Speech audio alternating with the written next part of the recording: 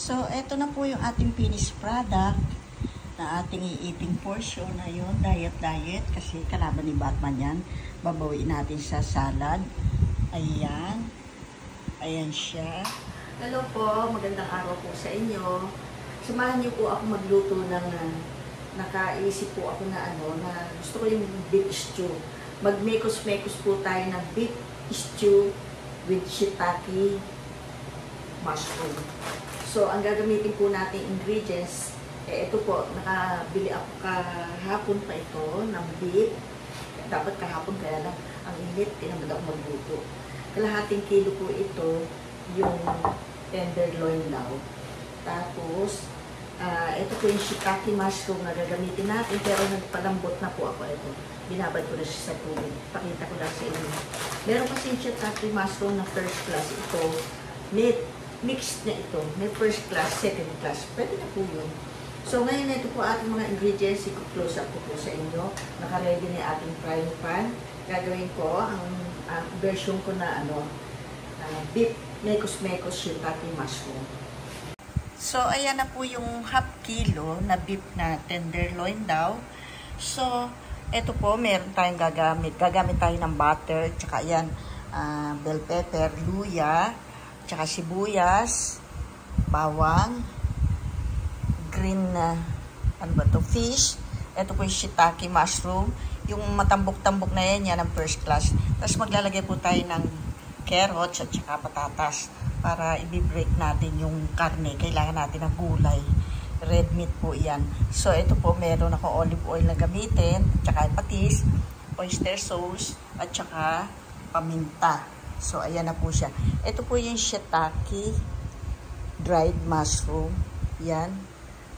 Nag-i-stack po ako talaga niyan para pag naisipan kong magluto ng merong mushroom, meron na po naka-ready. Ayan po siya.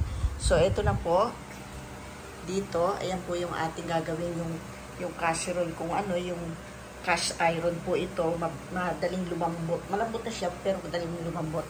Ito po siya, titimplahan ko na po siya, pakikita ko sa inyo kung paano ko siya lulutuin. Wala pa po itong timpla, pakikita ko sa inyo kung paano ko siya timplahan. Ito po, lalagyan natin ng black pepper ground. Ayan, medyo malaki ginawa ko. Ayan. Tapos, titimplahan lang natin siya ng konting asin. Ayan siya. Konti lang pong asin. Kasi may mga iyan tayo nilix dyan. Ayan. Ipapry po natin siya ng low fire. Hanggang sa mag-fry po siya ng golden brown. So, ayan lang po siya. So, ang gagamitin po natin muna ng pang-fry, olive oil. Mamaya ilalapit po ito. So, gagamit din tayo ng konting butter, pero mamaya na po. Kasi maninikit siya pag nilagyan ko ng butter. Mamaya pag-igisa natin. Ito. Ito? Unsalted po ito. Unsalted siya. Hindi ko lang sabi sa inyo kanina. Tinano ko na siya. Yan, medyo mainit na. Yan ko na siya.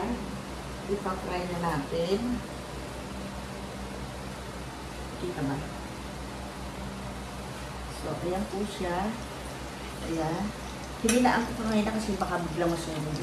Ayan. Ang kinuha ko po talaga yung may mga taba-taba siya. Ayan. Ayan. Malaking hiwa ko kasi liliit. Ayan. Mga kalaban po ni Batman to. Kaya titikim ako mamaya konti lang. Ayan. Sakto lang itong kalahating kilo. Ayan siya. Sakto lang dito. Sa aking casserole. Cast iron. Ayan. Regalo po ng ating isa sa mga followers na taga California. Ayan. So, i-cover ko po siya para magtutubig po yan, pero gagawin po natin siyang golden brown. Babalikan natin mamaya. Mabilis po ito. Kaya po dito ipinray, mabilis po ito makapagpalambot. Kung sakaling ito nga matigas.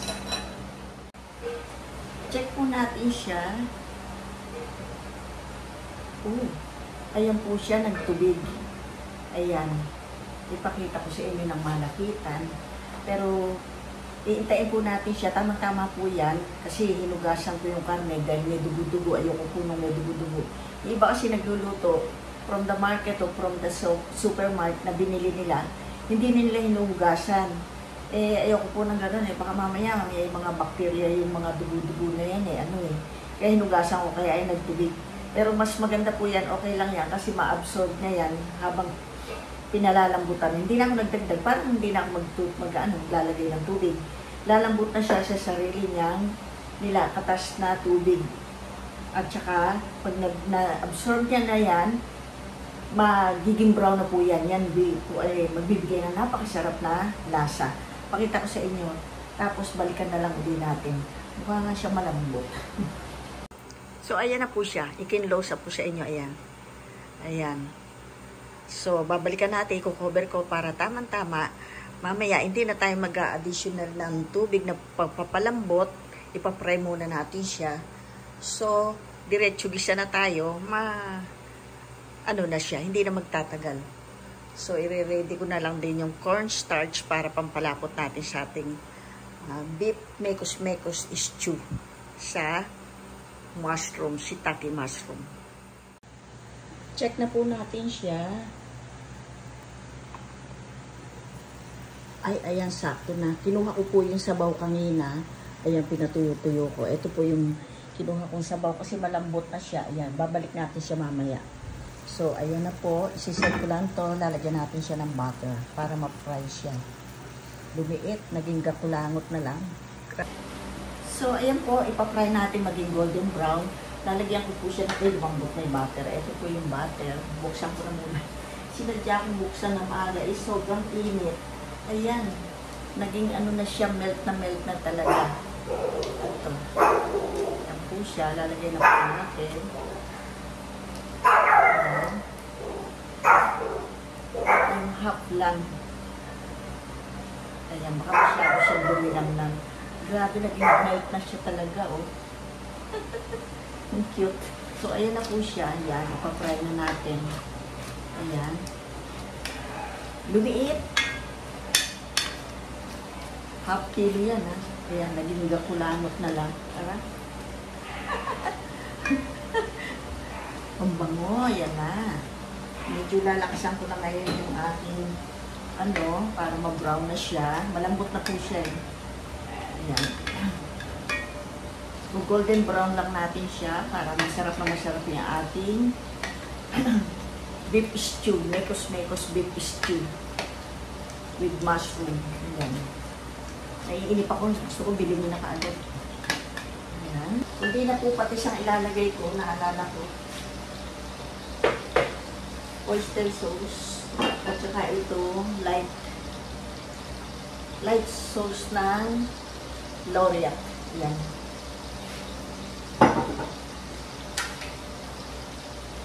Yan. Nilakasan ko na po para maging golden brown na siya. Nainit na ako.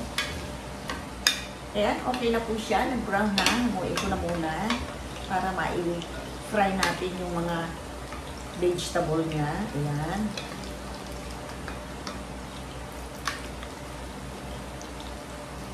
Bell pepper.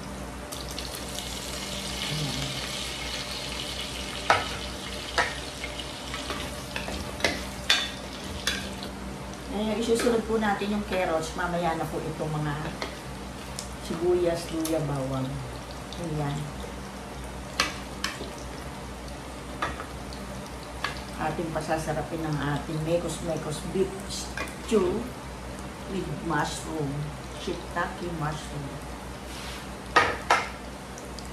So, ito po yung carrots at saka patatas. Isang piraso lang po sila. Kasi konti lang yung karne. Half kilo lang. Kaya isa-isa lang na maliit. Maliit po ito yung hindi naman malaki. So, ngayon, ayan, luto na. Hindi naman siya hapok. Sakto lang. Magay gayat-gayat ang punat-punat. So, ibabalik lang po natin siya dito ulit.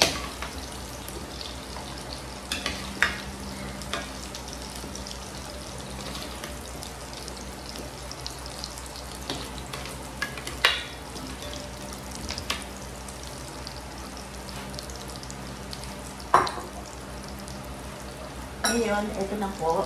Anuhin na po natin yung luya, bawang, sibuyas. Ayan. Isasabay po natin sa kanila yung mushroom. Sabay ko sa gilid. Bango. Para ma-fry din siya ng konti. Ayan. Yan. Talagang, ano siya, sagala sa mushroom. Hindi po natin titipirin sa mushroom. Kasi yan ang pinaka-ano niya, niya, flavor niya. Ayan. Ay, ang bango, grabe. Ayan.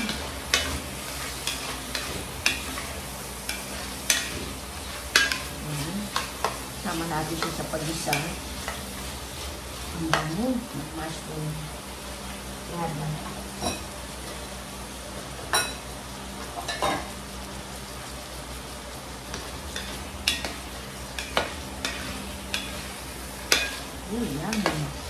Ilalagay na rin po itong green peas.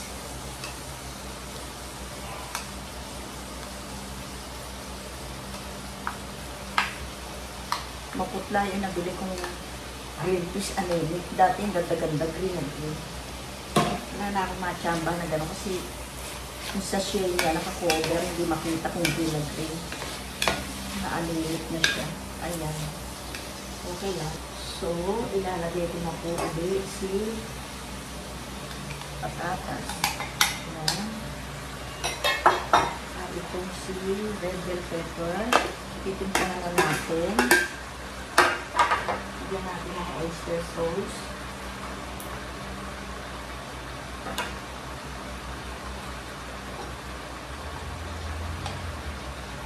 Yan, mga 2 tablespoon. Yan.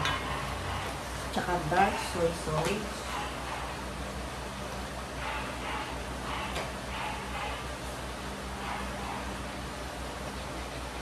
Mga 2 tablespoon din.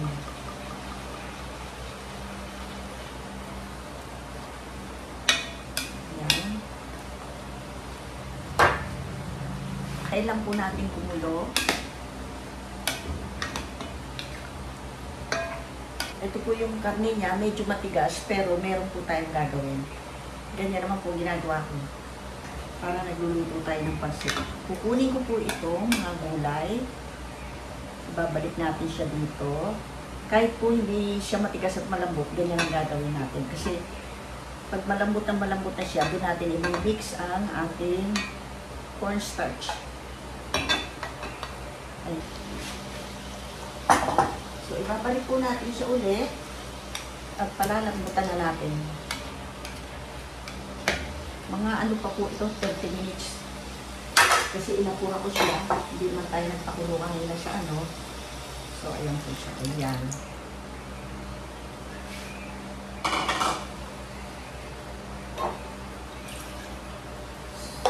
So, ilagay natin yung sabaw ng mushroom. Yung pinagpalambutan ng mushroom. Ayan. Ayan po siya. Ngayon, magdadagdag po ako ng paminta. Low fire po natin. Dagdagan ko siya ng toyo. Hindi na ako naglagay ng asin kasi. Konti lang. Ngayon. Ngayon, low fire po natin siya. Kapanawan pa po. Balikan po natin siya. Mamaya. Okay. After 30 minutes po, check natin. Ni-low fire ko lang siya. Ayan. Kita ba? So, ating try kung malambot na siya. Malambot na siya. Ayan. Pwede na. Ayan, kakulangot na lang. So, ngayon, ito po, ilalagay ko na yung ating gulay. Ayan siya, ilalagay na natin para mag-blend yung lasa niya. Ayan. Ayan siya. Then, magtutunaw na po ako ng nawala na ang beef. Talaga, mekos-mekos na po talaga ang dating. Ayan na siya. Naging gakulangot na lang siya. So, mag-ano na po ako ng cornstarch para lumapot na ang ating ano ba tawag na dito? Tatawa kasi ako. Itong ating beef stew mekos-mekos na with mushroom, shiitake mushroom. Ayan, tikman ko pala yung alat niya. Hindi pa siya kumukulo, pero okay lang po yan dahil mga luto na yung hanginap pa yung sabaw. Tikman ko siya.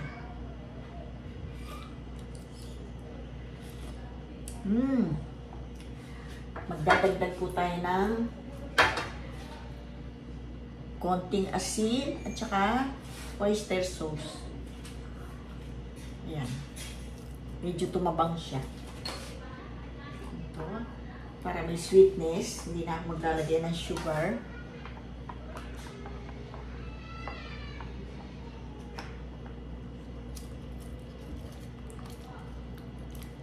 Ayan. Nainit na ako eh. Gutom na.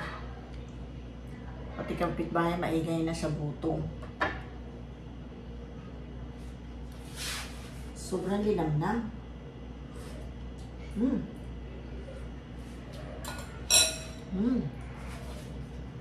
Masarap siya. Manyaman. May konting sweetness, alat, at linamnam ng butter. Ayan. Kaya natin kumulo. At lalabas pa yung lasa niya pag nag-blend na yung lasa ng mga gulay sa karne. Ayan. Sakto. Tikman ko ulit yung lasa bago ko ilagay si cornstarch.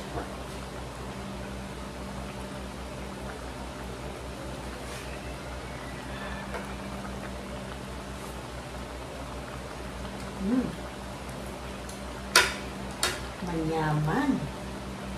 So, ito po lalagay ko na yung cornstarch. Haluin ko ng tip.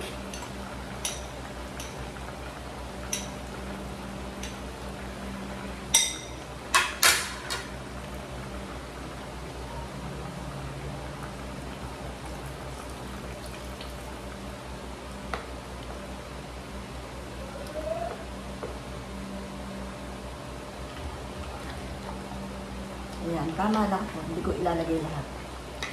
Ayun. Okay na rin. Luto na po yung ating beef mekos-mekos with shiitake mushroom. Yan, sasandukan ko na po para sa eating portion. Wow, ang mushroom. My favorite. One of my favorite. Ayan.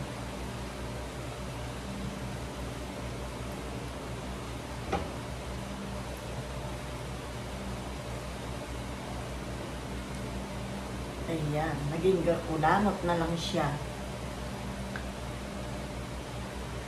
Ayan. Ulala. Kayam. Okay na to. So, eto na po yung ating finished product na ating i-eating portion. Ayun, diet kasi kalaban ni Batman yan. Babawiin natin sa salad. Ayan. Ayan siya. Okay. Yung mga natira. So, ito po, isi-set ko na ang ating pang-eating portion. Hindi ko na po pagtatagalin. Shoutout po sa mga followers ko, sa mga hindi rin followers. Hindi ko na isa-isahin. Yung mga nakakasalubong ko, paglabas ko ng bahay, nakakamit ko. Hindi ko na matandaan mga pangalan, pero sa mukha tanda ko ngayon. Halika, samahan niyo po ako. Mag-eating portion na po tayo. Hindi ako naglagay ng ice kasi nanganap alam mo ako kain naman. Ice cream pa ako kanina. So, ito po, mag-eat. Lagyan natin ang service ko dahil hindi ko siya mauubos. Kukuha na ako. Ito pa, yung mushroom po, talaga mataas din sa uric acid dyan. Ako po, is ko panaban. Pero pakikita ko lang sa inyo, isa to sa mga paborito ko nung wala pa akong nararamdaman. Ngayon, totoo pala, pinipili pa yung taba, iwag na nga, ito na. Mga gulay yan, mga gulay yan. Mushroom, favorite ko yan. Ito yung mga first class, yung medyo namamaga-maga siya. Ayan. So, Pamangkin Ade, Sir Arnel, BFF Marisa, Pahato, ito po, unang subo para sa inyo. Sa kumari ko, Vicky, nandiyan sa kabila lang, kapitbahay ko. Lagi ako binibigyan ng ulam, bigay kami. Yan, napalambot ko rin siya. Ako, naglalaway na ako. So, unang subo po para sa inyo. Bigyan natin ng sauce. Po, kain na po tayo.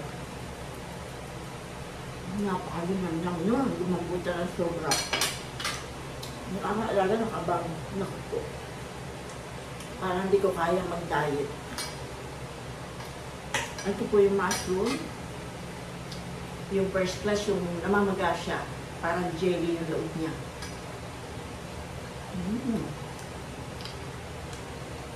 Sarap. Para siya yung sea cucumber. Kulat-kulat. Yummy. Ang ating beef mekos-mekos stew with oyster sauce. Ay, with mushroom. Nagkakamali na ako. Pero tama, may oyster sauce po ito. Bulol pa. Talaga pong bulol ako.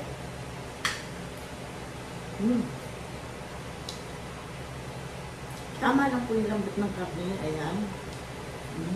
Sarap. Ayan. Kahit luya, pwede nyo kainin kasi mga healthy po yan eh. Kaya naglagay ako ng maraming gulay. Kukontrahin natin yung karne, red meat po yan eh.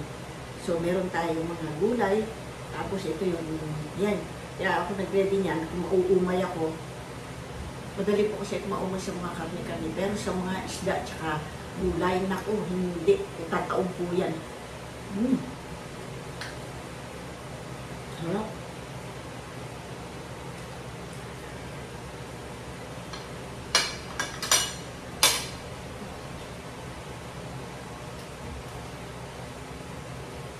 Salad.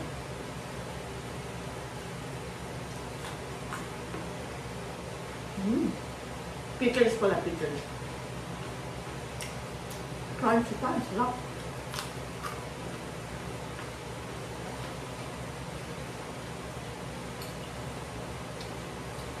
Carrot sulit. Nilinaw na ako nito. Hindi na ako mupo ah.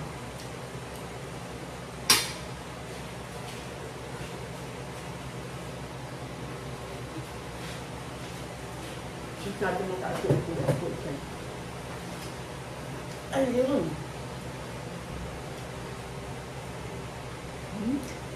Harap.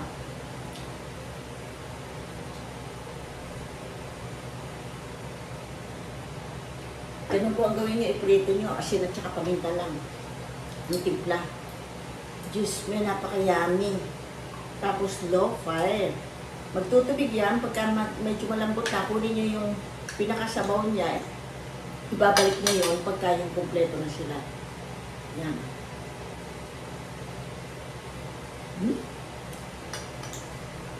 Para makakalimutan ko ata yung mag-diet. Parang makalimutan kong kalaban ni Batman to.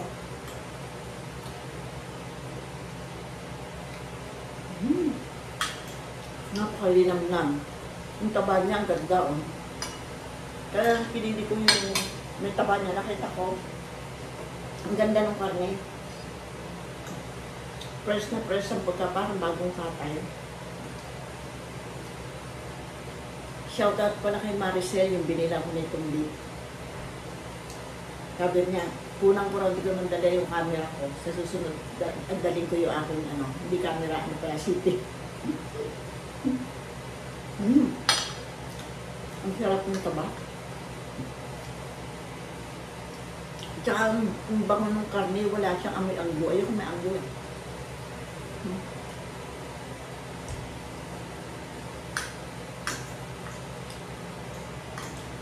Naman. Naku, hindi talaga dapat isang piraso lang eh. Kasi red meat ito eh. Kaso, ang sarap eh. Because, hindi ko siya inalakang. Tsaka sa uric acid ko. Kamu crunchy yun.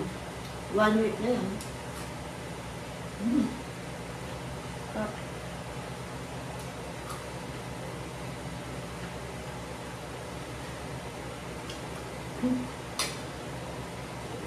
Mainit nga yun, grabe. Hindi ko binubuksan sa aircon. Kasi mainit pa. Bumubugad din sa dirty kitchen ko pa makapasok din. Wala exhaust, nasira.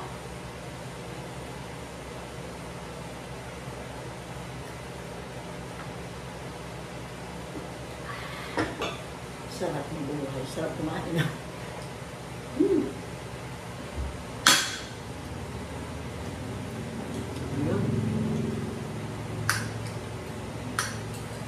Maganda yung karne na nakamix yung litid niya sa laman. Pag napalambot mo, ang sarap katulad yan.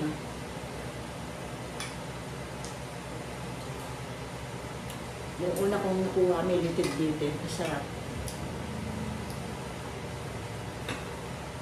Sakto lang din yung lapot niya. Yummy. Kain ko talaga.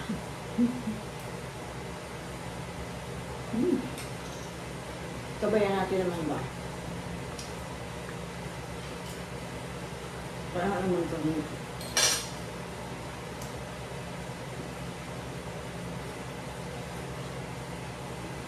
Sarap.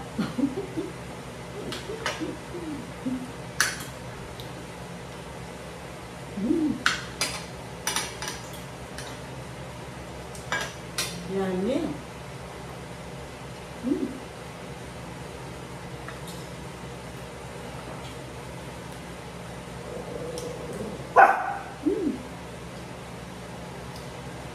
Harap.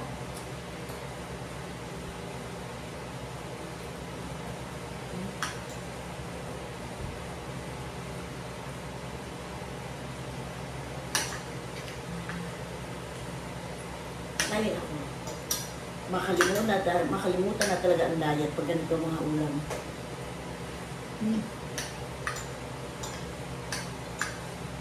Si mushroom. Naku po. Ang sarap. Maraming mushroom daw nagtipid.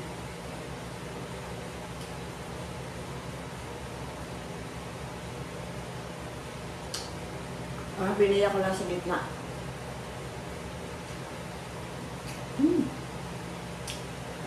Control. Ako rin nahihirapan.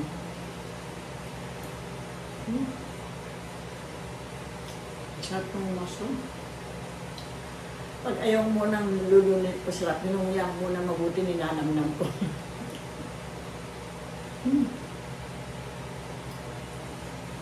Yun. Heaven talaga, sarap.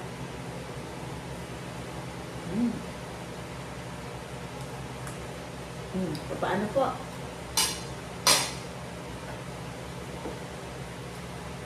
Magpapamigay na ako. Sana po mag-enjoy kayo dito sa aking recipe ngayon, no ating mekos-mekos beef stew na merong shiitake mushroom. So, hindi na po ako magtatagal. Salamat po sa panonood at sa pagsuporta. Kahit bihira na lang ako mag-vlog. Nag-practice ako mag-aral, mag-sarili, mag-video. Kasi si Mark, busy. Grabe pagka-busy. See you po next video. Thank you.